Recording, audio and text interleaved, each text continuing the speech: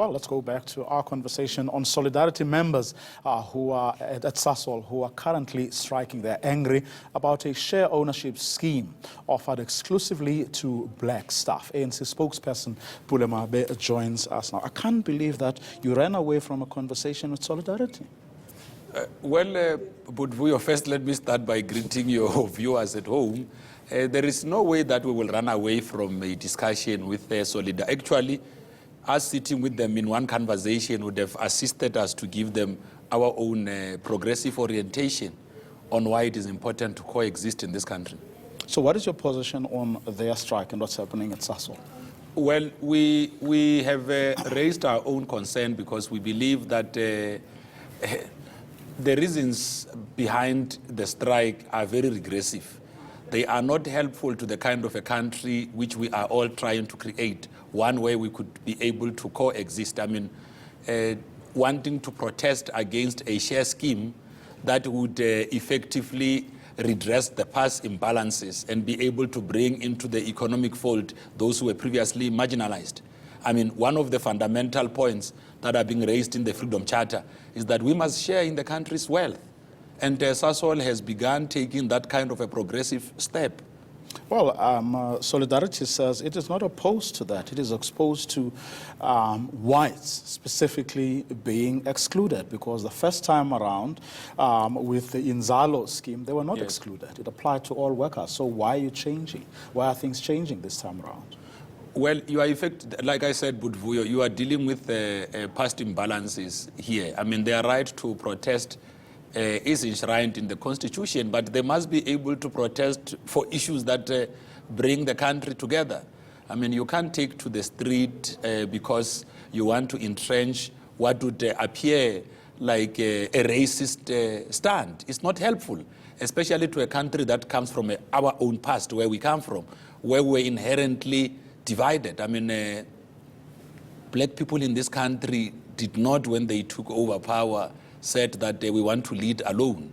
We opted for a government of national unity. Is saying, with all that history, with all that context, people still found it okay or necessary even, right, to include the whites at Sasol in the last empowerment scheme. So why are they being excluded now? That's number one. Number two, they are also saying that why is it I mean, why can't Sasol? I mean, Sasol is going to erode, the value of its share by narrowly focusing on black people when it could. In other words, they are saying that even commercially, there's no justification for this because the company stands to lose.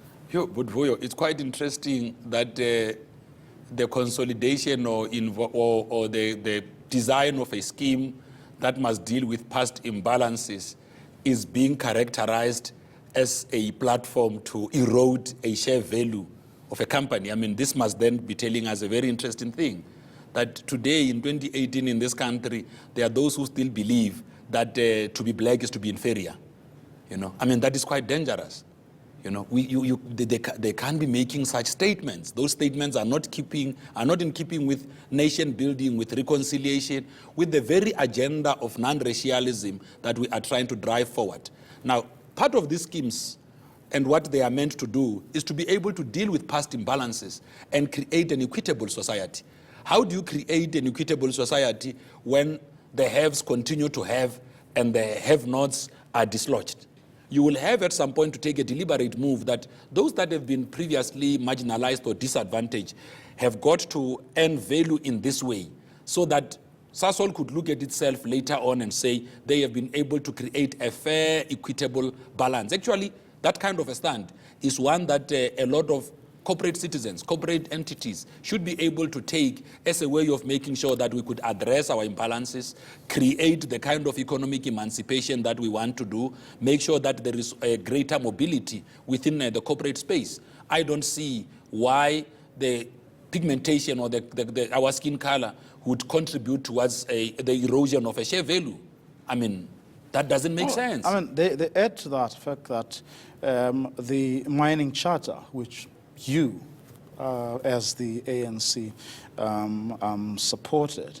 Yes. What they're saying that this move actually goes against what the mining charter says. Well, we do not believe so. That's why we have issued a statement today as the African National Congress commending Sasol for the move that they have taken to make sure that they create an equitable environment amongst their own employees. I mean, Sasol is a very responsible organization. Every decision that they make, you take it that they have looked at their own conditions and have said, some of the instruments like this, including the distribution of shares to those that might have been previously marginalized, would allow us to create a fair and equitable environment. Now, what the ANC is saying is that anyone who believes that to share the wealth of this country is to regress and take us backwards, such a person do not subscribe to our own developmental agenda. Because the developmental agenda that we are subscribing to is one which is emboldened by us sharing the wealth of the country. Solidarity says, I mean, the bulk of their members are the people who know which button to press at Sasol to bring Sasol to a standstill. Well, those are not the words he used. Yes. But basically, he took pride in the fact that they have the technical expertise that can, in fact, I mean, shut that company down if they want to do that. Which brings us to the issue of transformation, which yes. The governing party perhaps didn't push hard enough, because if there are people who can stand up and say, well, do whatever you want to do, I can actually shut this place down. That should be an indictment on your part as well, shouldn't it? Well, actually, it should even be more worrying, Budvoyo, if there are people who could still make such statements in 2018 against the many legislations to drive forward transformation, the many other things that we have done to develop our own society, one where we'll be able to accept each other regardless of the colors of their skin. It must worry us that today...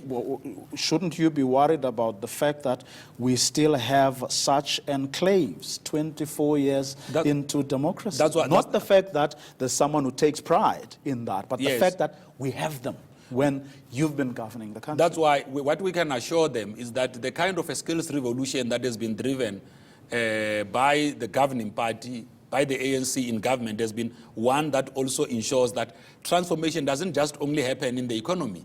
It also happened in the skills side. I mean, there have been a lot of ventures that sought to drive forward the skills revolution. I mean, having the sitters around, making sure that there are employee development programs in the workplace, promoting people commensurate to the skills that they possess is part of that. So these are simple, cheap threats made in 2018. I mean, if they want to go, they can go. They will see. The machine will still run. I mean, this is actually to undermine the many progressive Africans and many progressive whites who are there at Sasol. Because there are a lot of white people who do not think the way that Solidarity thinks. There are many others who believe that building this magic country and making this country of Nelson Mandela better requires us to work together. We can't have people making such racial statements in 2018. It's not in keeping with our own democracy. I mean, it's to undermine what we stand for. If you can stand up and say, I've got that button to life support, you know, if I put it off, it's going to stop. We can't have that happening, not in 2018. And you do that because there is a share scheme that has been designed to empower those that have been previously marginalized. I mean, you are defeating your own argument when you do that. You should be saying, what is Sasol doing to make sure that it brings employees, regardless of the colors of their skin, together, so that they can work together to make Sasol one of the best corporate persons in the Republic of South Africa. Pule Mabe, thank you very much for your time. So we're going to leave it for this evening. The ANC's national spokesperson, Pule Mabe.